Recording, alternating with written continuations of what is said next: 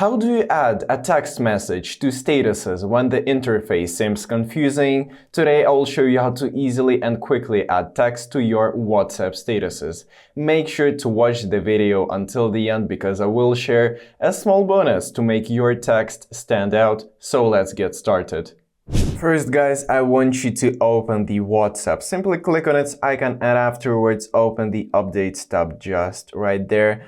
Tap on the plus near your profile to add the status, click on the text option and simply type in your status.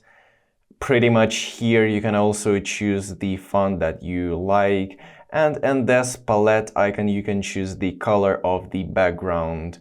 And when you're satisfied with the result, click the paper plane icon right there to post your status.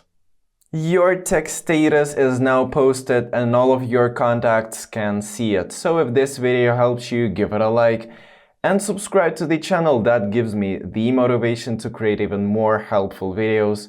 Thank you for watching until the end. See you in the next video. Bye.